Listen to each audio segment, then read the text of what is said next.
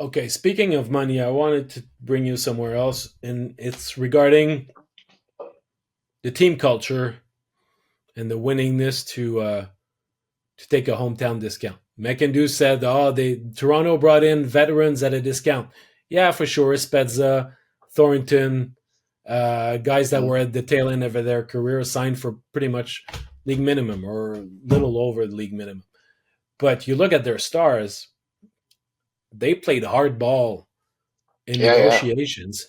Austin yeah. Matthews structured, or put in fashion the new long term but not so long term deal that The enables medium you term deal.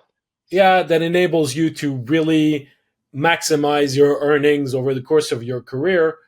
Mhm. And he never got, it seems like he got it for both contracts exactly what he wanted, and the Leafs just paid a premium on him. Then they paid a premium on Marner.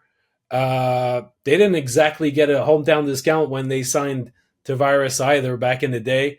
And then Or Nylander. Nylander came there and he said, "Listen, the other guys didn't take a discount. Why should I?" So Mhm. all of a sudden, you have your core pieces that did not take a hometown discount, and they looked at what could favor their individual situation.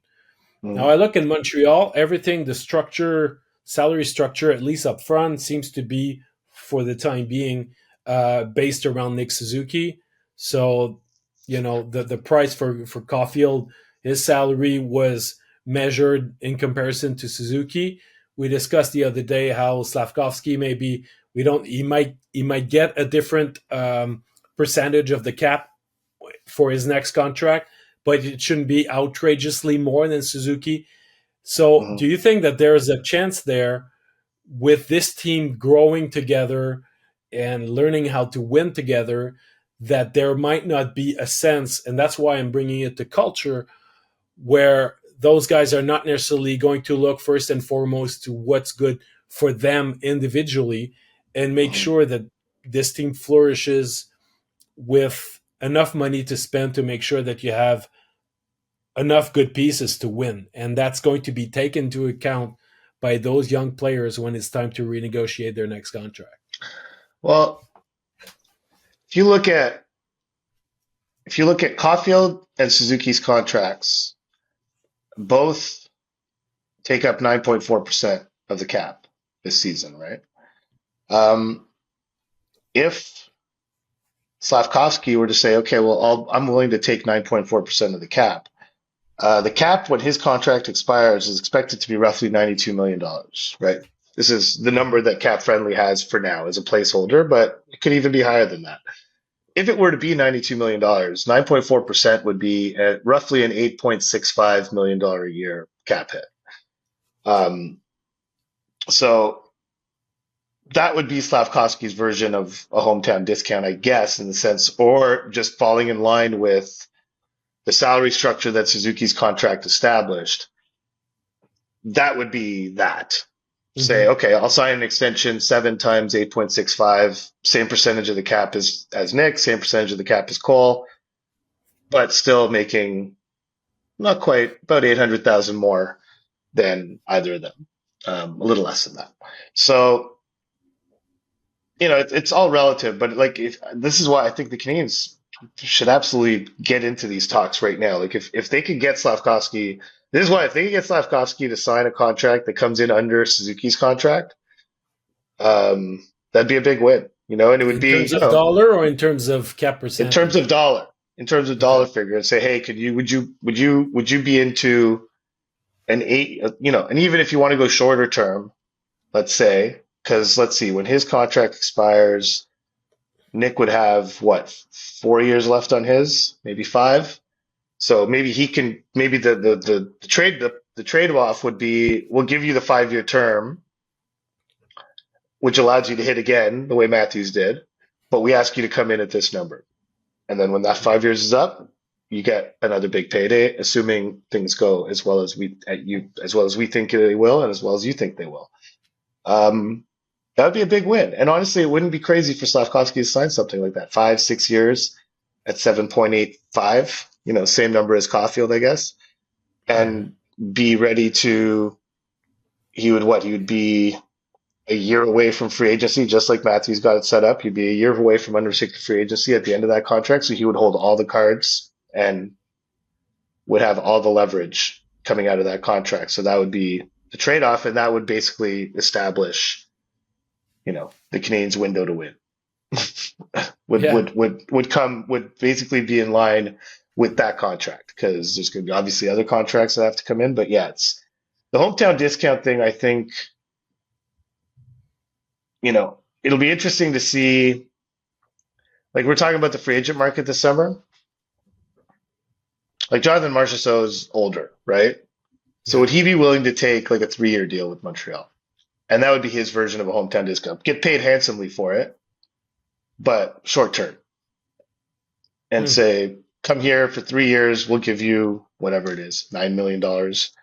Um, and but we need a shorter term. Would he be willing to do that? Would he look from afar at, because it's clearly he's getting, it's pretty clear he's getting squeezed out in Vegas, right? Um, and so, they don't have the money to pay him. That's just a fact. And which, talk about culture, just as an aside, Yeah. you gotta love the Vegas Gold. Like, the Vegas Golden Knights don't give a shit about culture. No. They don't care. They do not care about any of this stuff. Like, they do all these things.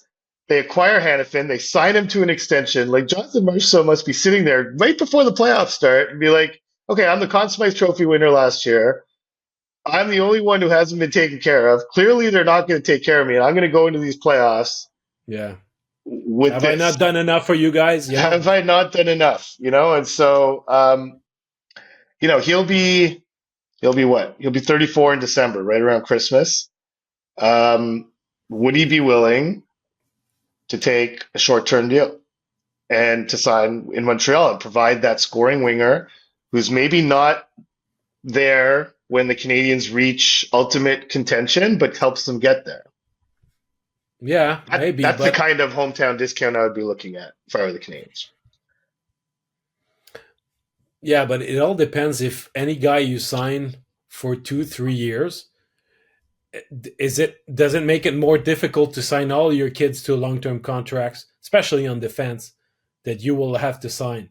It must not be a um, it must not be a deterrent into your salary structure to evolve, because if you sign a guy like Marchessault for 3 years, I doubt that during those 3 years you're going to be a Stanley Cup contender.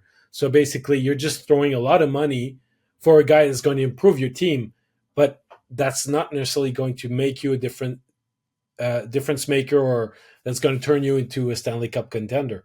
So it's a lot of money for a guy that's only going to help you get better. Well, unless you consider that getting better and being in the playoffs, playing playoff games, will help your young players become Stanley Cup contenders. Like, that's the calculation you have to make. You also have to realize that the Canadians have options with the carry price money, right? I mean, just because they went into the season um, with him on the roster this year, which helped them greatly. Well, actually, you know what? This season didn't really make that big of a difference, to be honest, in the grand scheme of things, but did provide them with some flexibility going in season LTIR. But you always have the option of going off season LTIR with carry price, which is a lot more rigid, Yeah. makes it a lot more tricky, but is an option available to them if they feel it's worth it. So it depends, the extent to which they want to ensure that this team is playing competitive games, and not just competitive games the way the Capitals just play competitive games. Because, like, I don't. This is what I find so tricky. Like, are the Capitals young guys, like, did Hendrix Lapierre really benefit from playing four? I don't even know if he played all four, but did he benefit from playing those playoff games, scoring that goal he scored um, last night? Yeah, It's Connor for sure. For McMichael, sure like, he did. these young guys on that team have some benefit from those 4 games, but in the grand scheme of things, you got 2 home playoff dates. So from a business standpoint, that's obviously Yeah. that's money in the bank. But 2 dates, the Canadians have to make a decision. Like, are they gonna? Do they want that? Do they want to just get in and have that first taste so that guys can have a taste of it, and then you're that much hungrier to get it the year after? Or do you want to Hmm. wait and be patient and slowly build it to the point where you're entering the playoffs as a true, maybe not Stanley Cup contender, but as a tough out in the first round, let's say, like as a team that is going to compete and has a chance of winning their first round series. If it's the latter, then looking at things like Marchessault or whatever, like these short term fix that don't affect the long term plan, make some degree of sense. Yeah, but we know that they want to get better year after year, and they're going to take their time, but not that much. But to me, their eagerness to get better is going to be expressed or will show itself by the amount of money that they would put on those free agents. If you Okay, if you put $8 million on the table for Marchessault, let alone 9, but let's say 8, it sends a message like we want to make a big jump now, and making that jump is important now. We don't want to wait one more year of development, and so that's where I think it's going to be interesting, because it's not just signing or not signing guys, it's the amount of money that you engage into those free agents that tells you how eager they yeah, are to get better quickly. yeah. So anyhow, I mean, when you say like 8 or 9, like when I look at Marchessault and 30 goals, 28 goals, 42 goals last 3 seasons, 13 goals in 22 playoff games last season. He's already got 2 goals in 3 playoff games this season. So I mean, you're getting a gamer, right? I mean, I don't know. There's a price tag attached to that. Incredible gamer. Vegas, Yeah. yes, Vegas is clearly not going to pay it. He's a smaller guy, probably not the ideal person, but right shot, right wing. He checks a lot of boxes for